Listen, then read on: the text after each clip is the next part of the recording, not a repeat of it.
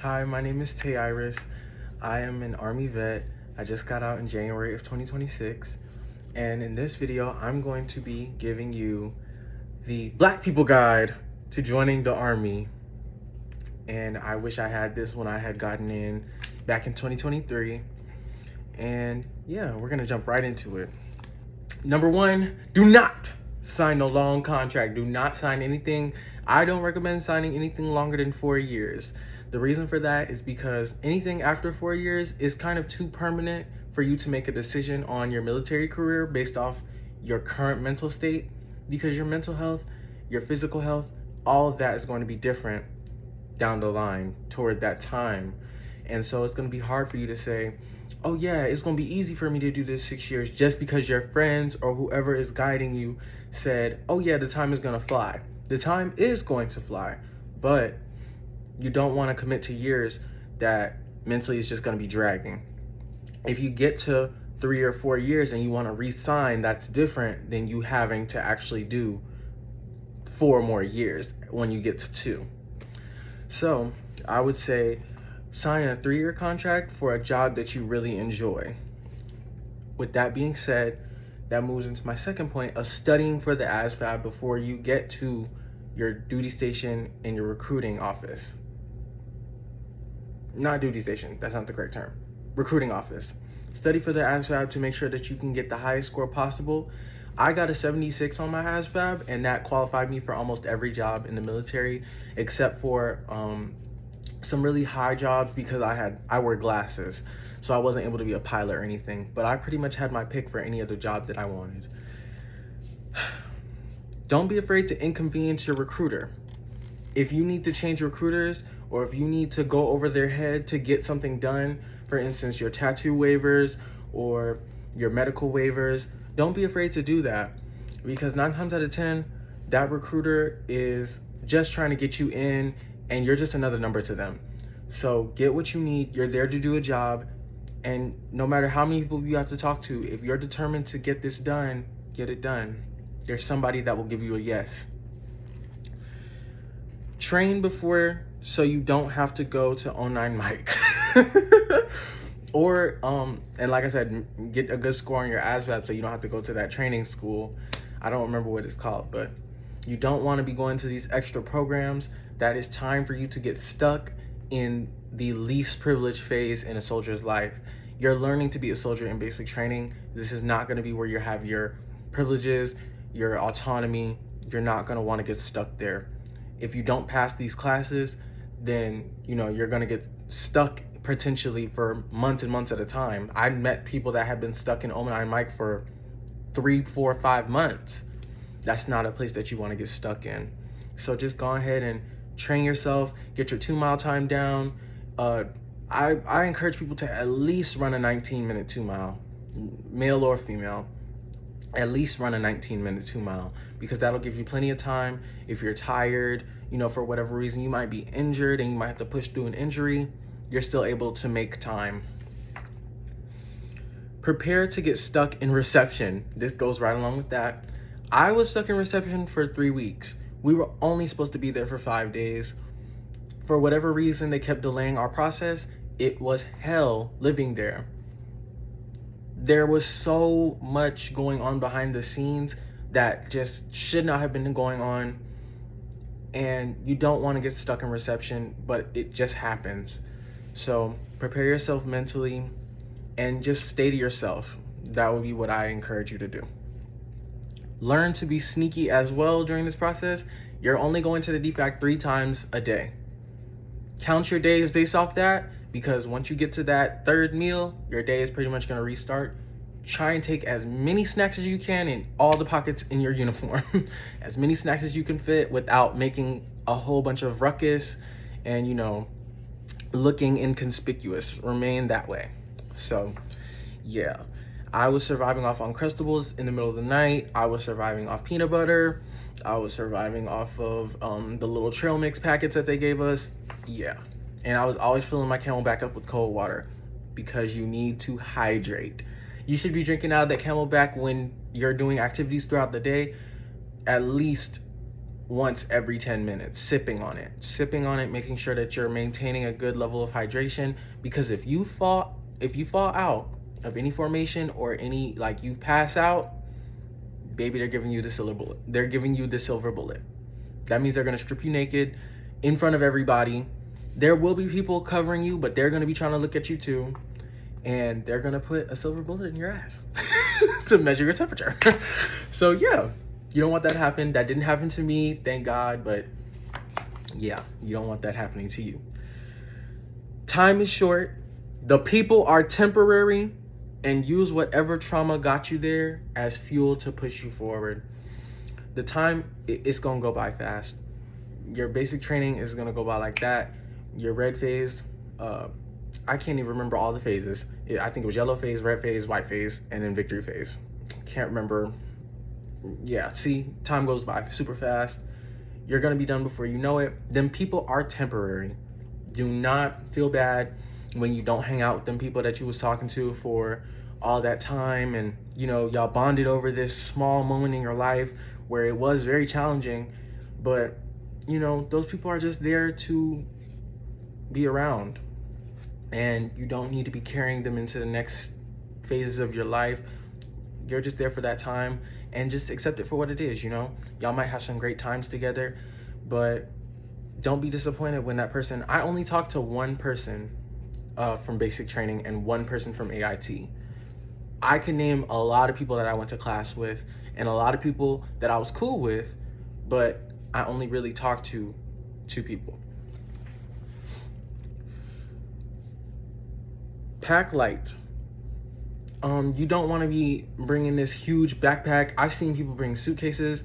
I brought a backpack with me with a couple changes of clothes, and my home situation, I wasn't able to bring a lot from home, and my parents ended up getting rid of a lot of my things.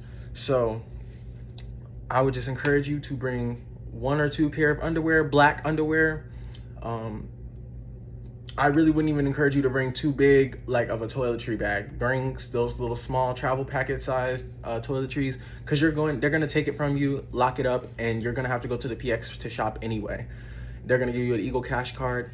You're gonna be able to buy everything. Buy a watch, please buy a watch, and write your name on everything. When they give you your gear, write your name on everything in multiple places, so that when something goes missing, inevitably something is going to go missing when you go do your laundry, especially at the end of the cycle when you're washing all of your gear, trying to clean it to turn it back into CIF. Write your name on everything, on all those tags. Write your name on it, because people are going to try to steal it for whatever reason. Just write your name on it to erase that whole question of whose this is. No. And keep an eye on your things. Mentally prepare before by forcing yourself to do things that suck. Before I left for basic training, I was taking cold showers every morning, taking cold showers every night, even though I had hot water. I was preparing myself mentally for it to suck. I was running in the heat of day. I was in Texas. It was 100+ degrees every day. I was out there running every day for miles, just trying to prepare myself for the suck that I was going to go through. It's mentally challenging, physically challenging, and it's gonna break you and build you in ways that you never knew. And you're gonna come out a different person. That might be a better person. You might not make it through for real. That's okay too. But just go in there knowing that it's not gonna be a cakewalk, but it's not impossible. Many people have done it before you. Many people will do it after you. Just pace yourself. Try to participate in community without oversharing. This is a big one. And this is also going to help you with letting go of those people when it's time for you to move on. If you are, because a lot of people are going to get into these groups, you're going to get into, bunk beds at the end of the night. I personally did not socialize with anybody during basic training until the last 2 weeks of basic, because I was so hyper focused on trying to graduate. I could not go home. Like, that was not an option for me. I was not speaking to my parents. I could not. I had nowhere to go. So I would just say, for what it's worth, try to be cordial with people, be polite with people, but these people don't care about you, and they don't have your best interest. They have their best interest at heart. So I wouldn't even go out of my way trying to explain myself or trying to make friends. just be cool with people for the time that you need to be, and what the activities that they have you doing, like the obstacle courses, you're gonna need to be friends with people and, you know, cordial with people for that time. But other than that, being your bunk, they let you have certain books. Just read your book, go to bed. You know, you might make friends with your bunkmate or whatever, but it's really not there for you to make friends. You have a job to do. So the next thing, you're gonna want to do 20 years when you graduate basic, and that's okay. It's not gonna happen, but don't lose yourself. um yeah, everybody wants to do the 20 years when they get in it and they're living it, and you know, the drill sergeants are really pushing you and you're getting adjusted to Army life. It's gonna be a new experience and you're gonna love it and you're gonna feel like you want to do it forever just because that's your life. But this part of your Army career is way different from regular Army and garrison life. So it's normal for you and everybody that you're around to be like, yeah, I'm gonna do 20 years. I'm gonna be the sergeant major. I'm gonna be somebody lieutenant colonel. I'm gonna be somebody, you know, general. Like, I'm gonna go green to gold. Oh my goodness. Have goals and have expectations of yourself, but don't hold yourself to this high, you know what I'm saying, standard of, oh yeah, I'm gonna do this, that, and the third. Just take it step by step, take it day by day, meal by meal. Count your days by the meals. When you eat breakfast, lunch, your day is halfway over. Dinner is a new day. That's really how you have to think about it and pace yourself, because that'll have you mentally stressing yourself out over a situation that never happened. So, or hasn't happened yet. Small things go a long way. And what I mean by that, the small things. Like I said, doing things that suck. I shaved my head bald when I left for basic. And that was because I didn't want them touching my head with those dirty clippers. They're not going to clean them. It's going to be a lot of people that are, it's just a, you know, they're trying to get you mentally. Soldiers don't have good conditions to work in most of the time. So they're not trying to give you a catered experience and it be, oh yeah, you want your hair cut this way? Do you want it? No, they're going to run that blade over your head. I took that all the way out of my process by just getting my hair professionally cut bald, sorry, before I left for basic. And that was that. I didn't have to get another haircut for several weeks. And when I finally did need to get another haircut, I just did it myself and just shaved my head again. I will also say, when you're at the PX, pick up thicker socks. The socks that I used were called Fox Rivers. I still have them to this day, and I still use them because they're very thick and they're very protective of and supportive of your feet.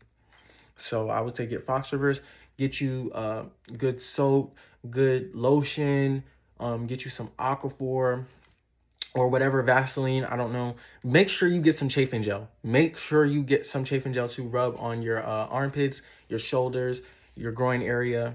Make sure you get all that. And bug spray. Oh my goodness, bug spray, yes. Get you some bug spray, because them field exercises, getting bit by ants and bit by mosquitoes and bugs and snakes and stuff like that. Yeah, no. Don't get caught up trying to make extra bread selling things. You're going to see it. People are going to be selling things like medication, Tylenol, ibuprofen. People are going to be selling Kool-Aid packets. People are going to be selling bits and pieces of MREs that they're breaking apart because, you know, some people don't like certain snacks and some people don't eat certain things. They're going to be selling it. You can buy it. I would not recommend that you sell that, because when they do those little shakedowns every week, you will get your privileges took. My privileges did get took. I wasn't buying anything from people, but I was hoarding things for myself. If you get caught with that, they do take away your privileges sometimes. Journal, but don't hoard things. So if you're going to, you know, write about your experience every night, I kept my journal from basic training. I would just say it was at one point that I was collecting things. I was collecting things from like field training exercises, like sticks and rocks that meant something to me. And you don't need all that. Like, what are you doing with this? So yeah, I would say that. Just hold on to the things that make sense. Like, if it's a notebook, okay, cool, you could put that in your bag. But all that extra, you know, I kept my notebook and I kept my graduation book, my uh, directory. So yeah, that would be what I say as far as keeping things. Now, this is the part of the video where it gets a little hard because I don't want you to go into it fearful. I want you to go into it aware. Battle boos, drill sergeants, higher ups, anybody that you can get in an enclosed space with, same gender, opposite gender, sexual assault is a rampant issue in the military. Sexual harassment, consent, the lack thereof, the rules behind it. Don't get you no battle boo. Don't even, you know what I'm saying? Like, watch who you keep around you. That is the biggest thing I can say, because everybody that I know that got sexually assaulted, including myself, all of them were by people that we knew. It wasn't somebody unknown that we didn't know. It was always somebody that we knew. Drill sergeants are human beings at the end of the day. Yes, they're there to train you, but everyone does not have your best interest at heart. Be very picky with who you keep around. If they're not positive and being an uplifting source 90% of the time, you don't need to be around them. And if you're not uplifting them and you feel that energy is off, they don't need to be around you. You know what I'm saying? Like, this is a very vulnerable time for you in your life, and you don't need people that don't have your best interest at heart. So I would say just be very careful, be very watchful with how people talk, what they're saying, who they're saying things about. Um, don't be in rooms by yourself with people. Try to have at least, one other person, at least two other people. Like, don't be in yourself where it's just you and one other person in a room, because that's where situations go down where it's he said, she said, and the military is going to protect whoever is the higher rank. That's just me being real. The military does not care about what's right or what's wrong. It's trying to save face. Perception is everything.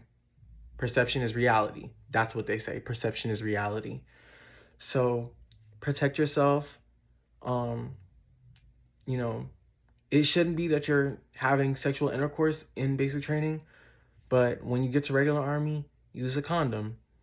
Like I said, the biggest thing, watch who you're keeping around you, because that's going to be the person that is intimately in your life. You know what I'm saying? And like I said, I don't want you to go into this fearful. You're going to do amazing. Keep your head screwed on straight.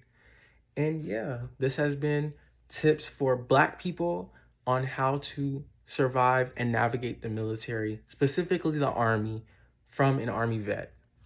Thank y'all. If y'all have any questions, any comments, if I hit something on the head, or if I, didn't explain something well enough, let me know. Thank you so much for watching.